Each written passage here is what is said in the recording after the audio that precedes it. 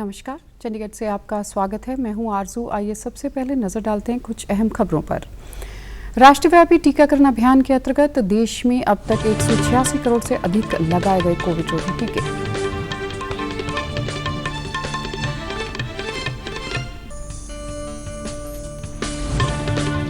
हरियाणा के मुख्यमंत्री ने सीएम हाउस से अखंड भारत संदेश यात्रा 2022 को हरी झंडी दिखाकर किया रवाना।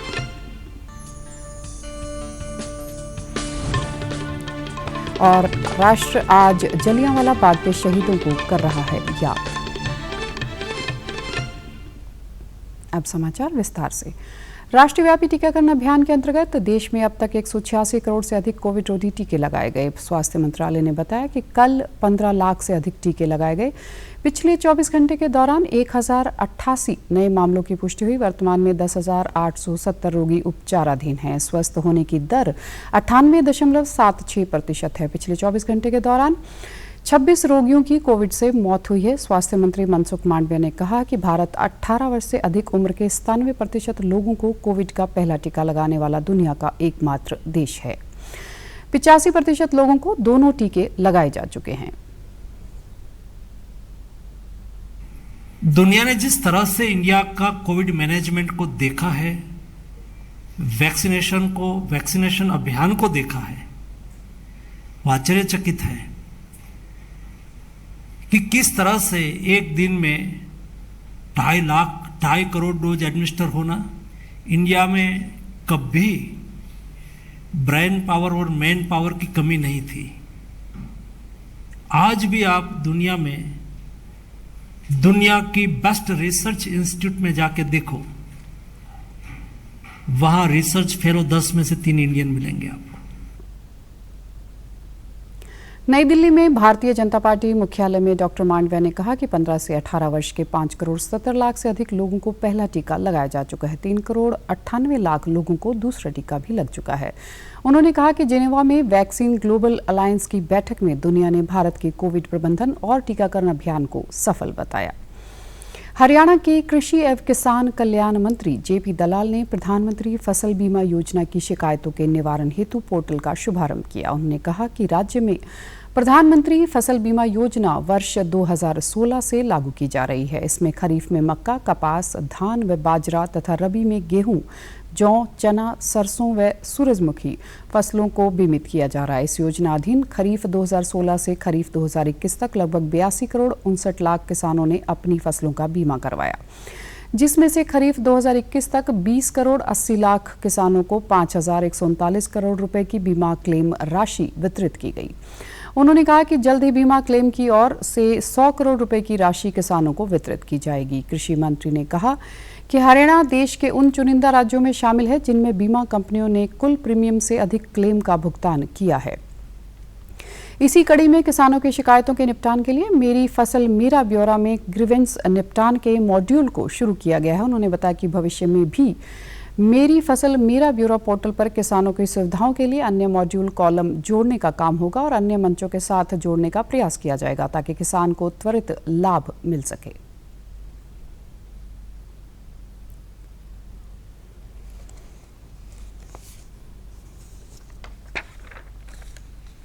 सिंक्रोनाइज कर देंगे डाटा को, इसको चाहे बैंक से या सीएससी से, कि पहले दिन कोई भी किसान बीमा कराएगा उसकी जानकारी हमारे पास आ जाएगी।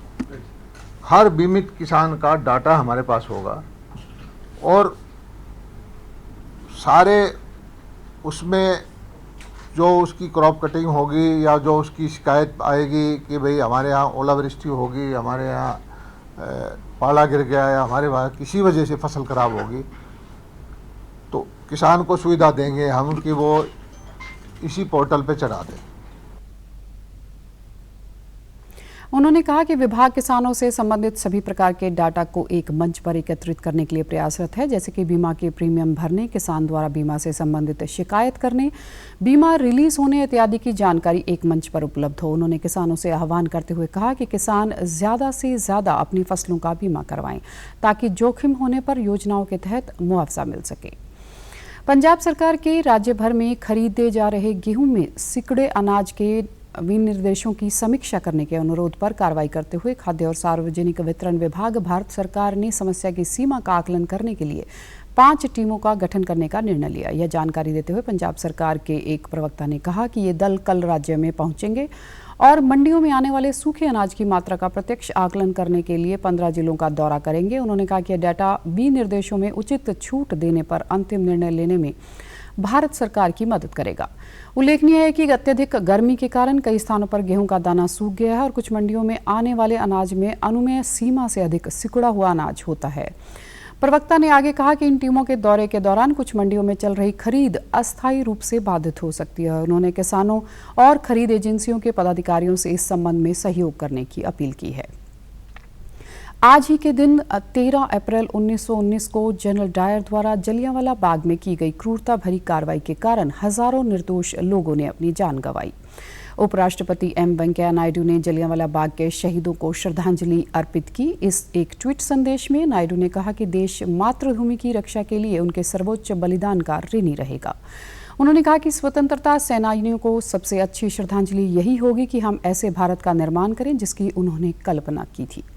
प्रधानमंत्री नरेंद्र मोदी ने 1919 में आज ही के दिन जलियांवाला बाग में शहीद हुए लोगों को श्रद्धांजलि दी। ट्वीट संदेश में श्री मोदी ने कहा कि उनका अद्वितीय साहस और बलिदान आने वाली पीढ़ियों को प्रेरित करता रहेगा। पंजाब के मुख्यमंत्री भगवंत मान ने भी एक ट्वीट संदेश के माध्यम से जलियांवाला बाग में शहीद हुए लोगों को श्रद्धांजलि देते हुए कहा कि इनकी कुर्बानी के लिए हम सदा ऋणी रहेंगे। पंजाब के मुख्यमंत्री भगवंत मान के दिशा निर्देशों पर राज्य के शिक्षा विभाग ने निजी स्कूलों को आदेश दिए हैं कि वे कस्बों में कम से कम 3 और शहरों में कम से कम 20 किताबों वर्दी वाले दुकानों की सूची तुरंत जिला शिक्षा अधिकारियों के साथ साझा करें। इस कदम का उद्देश्य अभिभावकों को उनके घरों के आसपास मर्जी के मुताबिक किसी भी निर्धारित दुकान से किताबें खरीदने के लिए बेवजह परेशान किया जाता था। मुख्यमंत्री ने पहले ही निजी स्कूलों को स्पष्ट आदेश दिए हैं कि अभिभावकों को किसी भी दुकान से किताबें और वर्दियां खरीदने के लिए मजबूर न किया जाए। इस संबंधित स्थिति का जायजा लेने के लिए बैठक की अध्यक्षता करते हुए शिक्षा मंत्री गुरमीत सिंह मीत ने डीओओज को हिदायत की है कि इन आदेशों की सख्ती से पालना को सुनिश्चित बनाने के लिए निगरानी करने वाली टीमों का गठन किया जाए। मंत्री ने कहा कि यह टीमें औचक ढंग से निरीक्षण कर दुकानों की सूची का सत्यापन करेंगी और यदि कोई उल्लंघन करता हुआ पाया गया तो उसके साथ सख्ती से निपटा जाएगा। मंत्री ने उपायुक्तों के नेतृत्व वाला जिला नियामक संस्थाओं को भी निजी स्कूलों के विरुद्ध शिकायतों पर सक्रियता से कार्रवाई करने का आदेश दिए। हरियाणा के मुख्यमंत्री मनोहर लाल ने सीएम हाउस से अखंड भारत संदेश यात्रा 2022 को हरी झंडी दिखाकर रवाना किया। रवाना करने से पूर्व मुख्यमंत्री ने यात्रा में शामिल बेटियों को अपने संबोधन से प्रेरित किया। उन्होंने कहा कि युवाओं को अपनी ऊर्जा का प्रयोग राष्ट्र निर्माण व रचनात्मक कार्यों में करना चाहिए। इंडियन मीडिया सेंटर द्वारा आरंभ की गई इस यात्रा में हरियाणा के अलावा उत्तर प्रदेश, राजस्थान, दिल्ली व अंडमान निकोबार की 131 बेटियां शामिल हैं। मुख्यमंत्री ने आज़ादी के अमृत महोत्सव के अवसर पर एक भारत श्रेष्ठ भारत योजना के तहत इस अखंड भारत संदेश यात्रा में शामिल बेटियों में राष्ट्रभक्ति के प्रति जोश का संचार करते हुए कहा कि यह यात्रा समाज में एकता का संदेश देने में कामयाब होगी। बेटियों को सफल जीवन के लिए बधाई व शुभकामनाएं देते हुए कहा कि इस यात्रा का उनकी जिंदगी में सकारात्मक प्रभाव पड़ेगा। ये भी दिया जाता है। इस बार का थीम एक भारत श्रेष्ठ भारत की भावना के अंतर्गत अखंड भारत संदेश यात्रा ये जो रखा गया है, मैं इसके लिए आप सबको बहुत बहुत बधाई, बहुत बहुत शुभकामना देता हूँ। सरहंद से कल शुरू किया और कुल ये यात्रा हरियाणा के पूरे सब जिलों में कवर करते हुए और 18 तारीख को सोनीपत में संपन्न होने जा रही है। उन्होंने कहा कि अखंड भारत यात्रा 2022 को हरी झंडी दिखाकर रवाना किया और यात्रा में शामिल बेटियों के लिए 5 लाख रुपए का सहयोग देने की घोषणा की। प्रदेश के सभी जिलों में होते हुए यात्रा 18 अप्रैल को सोनीपत में अपनी मंजिल पर पहुंचकर संपन्न होगी। चंडीगढ़ में जलवायु परिवर्तन में होने वाले बदलावों और उसके पीछे के कारणों की पहचान के लिए यूटी प्रशासन ने पर्यावरण विभाग ने एक निगरानी डैशबोर्ड बनाया है। यहाँ पर विभागों से एकत्रित किए आंकड़े दिखाई देंगे, जिसका इस्तेमाल भविष्य की योजनाओं को बनाने में किया जाएगा। यूटी सचिवालय में प्रशासक के सलाहकार धर्मपाल ने इसी निगरानी डैशबोर्ड का उद्घाटन किया। चंडीगढ़ क्लाइमेट निगरानी डैशबोर्ड पर्यावरण विभाग की ओर से डेलाइट टॉर्च तोहमात्सु इंडिया एलएलपी के सहयोग से विकसित किया गया है। डैशबोर्ड को यूनाइटेड किंगडम सरकार के विदेशी कार्यालय द्वारा वित्त पोषित किया गया है। ब्रिटिश उप उच्चायुक्त चंडीगढ़ कैरोलीन रोवेट ने जलवायु परिवर्तन संकेतकों की निगरानी में सुधार के लिए डेटा प्रबंधन में प्रगति के लाभों को साझा किया। अब खबरें फटाफट। प्रधानमंत्री नरेंद्र मोदी कल सुबह प्रधानमंत्री संग्रहालय का उद्घाटन करेंगे। हरियाणा राज्य हज कमेटी के कार्यकारी अधिकारी श्री सुभाउद्दीन भट्टी ने कहा कि अखिल भारतीय हज कमेटी मुंबई ने वर्ष 2022 में हज यात्रा करने के इच्छुक नए हज यात्री 22 अप्रैल 2022 तक ऑनलाइन आवेदन कर सकते हैं। पंजाब सरकार ने महावीर जयंती, बैसाखी और डॉक्टर BR अम्बेडकर के जन्म दिवस को किया अवकाश घोषित। कोरोना वायरस का खतरा भी टला नहीं है, इसलिए सभी से निवेदन है, बाहर जाने के समय मास्क जरूर पहनें, सामाजिक दूरी बनाए रखें और बार बार अपने हाथ साबुन से धोएं या सैनिटाइजर का इस्तेमाल करें। और आप हमारे समाचार YouTube channel DD news Chandigarh, Facebook DD news Chandigarh और Twitter handle DD news CHD पर भी देख सकते हैं। इसी के साथ चंडीगढ़ से समाचारों का सिलसिला समाप्त होता है। अब मैं स्टूडियो से बाहर जा रही हूँ तो मैं अपना मास्क पहन रही हूँ। आप भी घर से बाहर जाएं तो मास्क ज़रूर पहनें। नमस्कार।